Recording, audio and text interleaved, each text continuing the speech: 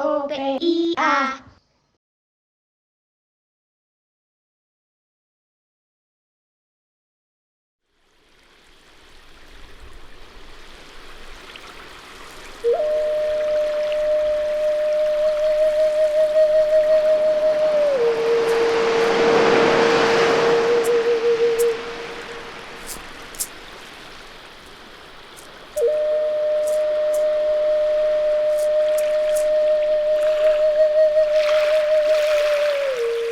Ajustarte a unas necesidades, a unos terrenos, unas condiciones socioeconómicas y culturales precisas.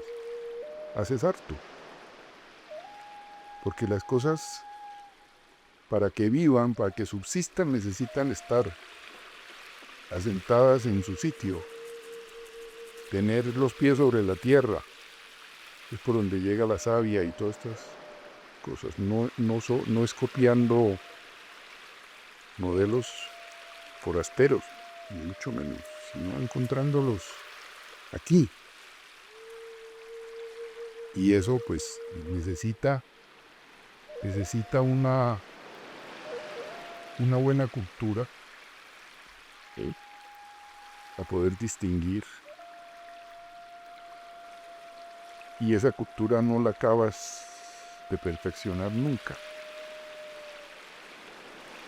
Ni llegas a poder conseguir todo lo que tú quisieras o todo lo que la gente espera. Pero si vas por el camino que es, si estás utilizando lo que tienes, lo que está a tu disposición y no inventándose otras cosas, mira, yo hago obra para Nueva York o para Francia o para no sé dónde, de eso no se trata. Hay que hacerlas aquí y ahora y con pretensiones de que duren, de que dentro de 50 años todavía sirvan, y si consigues dentro de 100 que todavía la gente le gusta y lo cuide y lo admire, mejor todavía, ¿no? A veces finge ser el cliente, el profesor, en ese caso. Sí, claro, el profesor es el cliente y tiene que hablar como el cliente muchas veces y ponerle las objeciones que le consta que pone un cliente y qué es lo que espera. Porque el lenguaje con el cliente no es el mismo, ¿no? Así sea el más versado, tú no le hablas igual al que te paga lo que estás haciendo que puedes hablar con un colega, por ejemplo. Ahí eso ya te distorsiona, ¿no? Entonces uno con el estudiante habla como el cliente. Es decir, el profesor tiene que hablar como el cliente. Pero no solo como el cliente, pues, sino ayudarle a salir de ese embrollo de la mejor manera. Y es lo mismo que tú encuentras las cosas en tu sitio, en los datos de tu programa, de tu problema, el estudiante las tiene que encontrar dentro de él también. Lo que él aporta. Como cada uno es único, lo que haga el estudiante, si lo hace bien de verdad, será único también. Y eso es la distinción que hay que conseguir y el valor que hay que destacar. Lo genérico pues te hace pariente y que te clasifiquen en unos grupos, pero eso no es lo que te distingue. Lo que te distingue es lo tuyo, lo peculiar. Porque es único y cada caso de eso es único, como las personas también. O sea, ¿por qué el arquitecto decidió que esa línea fuera ahí y no un poquito más allá? Hablando de los centímetros. ¿Qué? La sensación de esa línea un poquito más allá hace que se transforme absolutamente todo. O que te sientas mal cada vez que lo miras, ¿no? Y lo quisieras corregir, ¿no? Esos son errores. Y sobre eso hay el sentimiento ese, pues la cosa senestésica da para esas cosas. Entonces ahora no es muy feliz porque contrahecha o deforme o quieras, sí. Lograr ese entendimiento y conciliar todo el tiempo deja a veces un sabor de que no todo el mundo quedó contento. ¿Qué tanto está preparado el arquitecto para hacer un trabajo colectivo? No. Llega un momento en que el arquitecto tiene que ser uno y tiene que estar libre de compromisos de ese tipo. Tiene que superar un momento. Es decir, hasta cierta fase se puede llegar, pero después esa es la persona con su problema nomás. Ahí no hay conciliación, ni hay acuerdo, ni hay colaboración, ni nada. Yo trabajé con mucha gente, con mucha. Yo he trabajado, no sé, tal vez el que más, el que he sido más colaborador, pero no recomendaría eso como principio ni nada. Muchas veces porque pues es la manera que tengo de llegar a hacer algo. Como no tengo las llaves, entonces pues fulanito tiene y necesita y bueno, yo voy ahí a ver hasta dónde puedo llegar, ¿no? A mí me parece, por ejemplo, que la labor que hizo el Banco Central Hipotecario fue muy importante en este país. Cuando estuvo Carlos Arbeláez y Samuel Vieco después, ellos llamaron a mucha gente y creyeron en esa gente que llamaba. Entonces por eso pudieron hacer hasta las residencias del parque. Eso la hizo Samuel Vieco, que creyó en Rogelio y lo apoyó y se fajó ahí para hacer esa cosa. Pero no le estuvo diciendo ni sacándole cuentas, y esa obra sin Samuel Vieco no era posible. Y Samuel Vieco tenía la confianza del gerente, del banco, de la junta del banco, y eso fue una aventura tremenda. Y en ese momento hacer ese edificio aquí en Bogotá no fue. Lo cierto es que una obra como esa no se ha vuelto a hacer. Lo primero que se olvida de una obra es cuánto costó. De eso no vuelve a hablar nadie. Mientras está haciendo, el problema de la plata está ahí todas horas, todo el tiempo. Angustioso, terrible, deformando todo. Pero después ya nadie se acuerda. El oficio se aprende en el trabajo. El problema de la arquitectura es que el oficio es muy importante. Y se supone que en las universidades los oficios no están en la universidad. Los oficios están en las escuelas técnicas. Por eso hay discusión si la arquitectura hace parte de la facultad de arquitectura. Los estudios de arquitectura es parte de la universidad o debían estar en otra parte. Nos parecemos con las artes en que el oficio es muy importante. La impronta de la manufactura. Conocer los materiales. Usar los materiales, acercarse, tratarlos. Inclusive para industrializarlos tú tienes que saber qué es lo que te puede dar el material.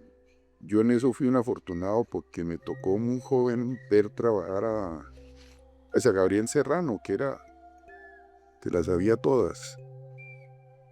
Y tenía una seguridad y un conocimiento del oficio. Era impresionante. Alguien me preguntó otra vez, ¿qué es el oficio? Y dije, bueno, me ponen un problema. Pues, y sobre todo, ¿cómo empiezas a conversar con una persona que pregunta dónde es el oficio? ¿No? Que tiene mucho oficio, tiene poco oficio. Bueno, lo vuelve difícil. Pero eso es de la práctica. De la práctica y las artes. Por eso arquitectura también es un arte, sentido. Eso no te lo enseña. El oficio se domina. Para eso tienes que tener un abanico de posibilidades que son muy distintas.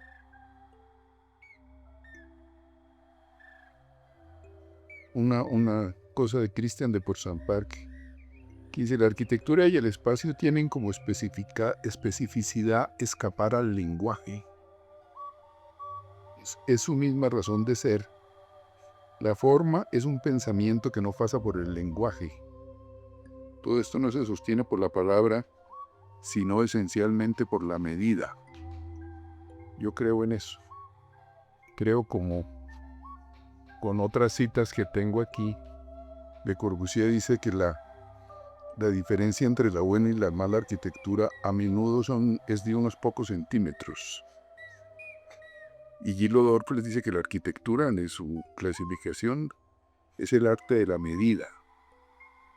Son unas instrucciones precisas de qué es lo que uno quiere y en dónde.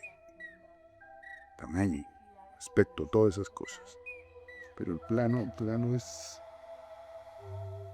Entonces, esa es una manera de verla. Hay otra arquitectura que eso no es tan importante. Y otros arquitectos que trabajan tal vez sin tanta necesidad de precisión. Pero si tú no sabes lo que quieres, ¿cómo haces un plano? Un plano es una instrucción, esto es lo que yo quiero. Y a eso no se puede mover nada.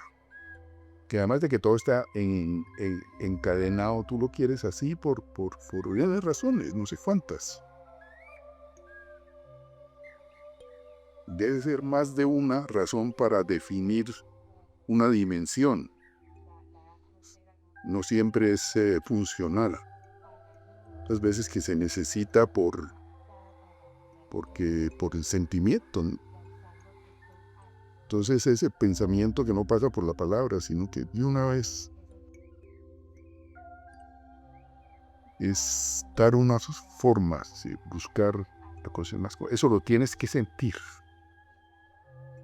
Hay unas cosas que te dicen a ti de una vez, hombre, eso así no es, ¿no? Eso no gusta, eso no sirve, eso no congrega, eso no distribuye, eso no tranquiliza, eso no vibra, en fin.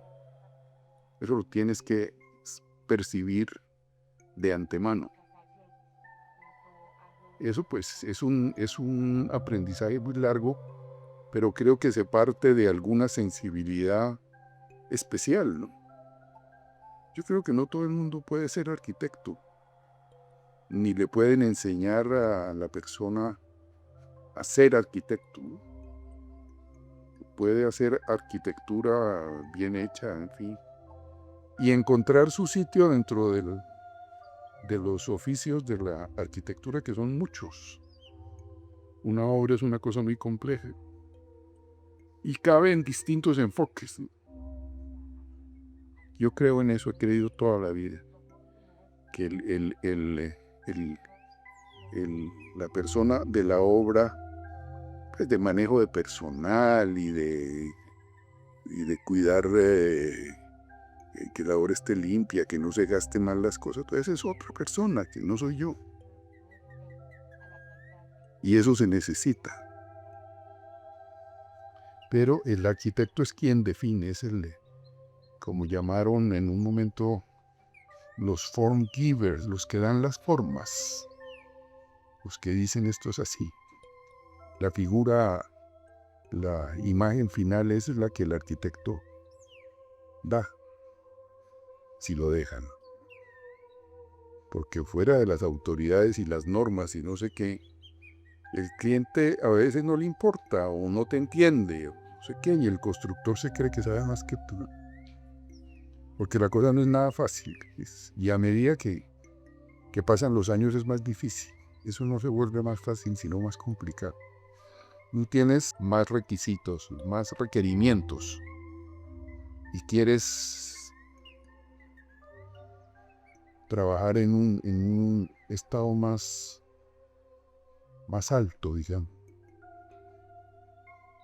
Buscar una cosa que sea más universal, más expresiva, más limpia, más sencilla, pero que no pierda, que tenga fuerza, que le llegue a la gente. Para mí, por ejemplo, una satisfacción muy grande fue en el año, hace 2 o 3 años, ya no recuerdo cuándo, hicieron una seminario, un curso en el distrito sobre espacios recreativos, tal vez. Entonces me llamaron a mí para que hablara del Parque Simón Bolívar. Entonces yo fui y conté cómo había enfocado ese problema, qué me había encontrado, qué problemas había tenido. Y según el aplausómetro fui el más aplaudido de todos los conferencistas que hubo. En ese caso era la identificación de la gente con el parque. Eso para mí es importantísimo.